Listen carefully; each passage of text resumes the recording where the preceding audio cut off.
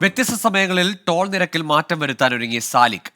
ഗതാഗതക്കുരുക്ക് ഒഴിവാക്കാനായി യാത്ര സുഗമമാക്കുക എന്ന ലക്ഷ്യത്തോടെയാണ് തീരുമാനം. വാഹന പാർക്കിംഗ് നിരക്കിലും മാറ്റമുണ്ടാകും. അടുത്ത വർഷം തീരുമാനം നടപ്പാക്കും. ഗതാഗത കുരുക്കിൽ നിന്ന് വാഹനയാത്രക്കാർക്ക് സുഗമമായ യാത്ര സാധ്യമാക്കുക എന്ന ലക്ഷ്യത്തോടെയാണ് പുതിയ തീരുമാനങ്ങൾ RTA പ്രഖ്യാപിച്ചിരിക്കുന്നത്. പുതിയ തീരുമാനപ്രകാരം രാത്രി 1 മണി മുതൽ രാവിലെ 6 മണി വരെ സാലിക് നിരക്ക് ഈടാക്കില്ല. തിങ്കൾ മുതൽ ശനി വരെ തിരക്കുള്ള സമയങ്ങളിൽ, അതായത് രാവിലെ 6 മുതൽ 10 വരെയും വൈകിട്ട് 4 മുതൽ രാത്രി 8 വരെയും 6 ദിർഹമായിരിക്കും ഈടാക്കുക.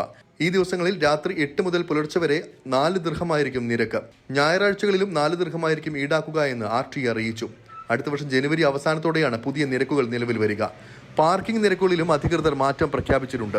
ഇനി മുതൽ 6 ദിർഹമായിരിക്കും പ്രീമിയം പാർക്കിംഗ് നിരക്ക്.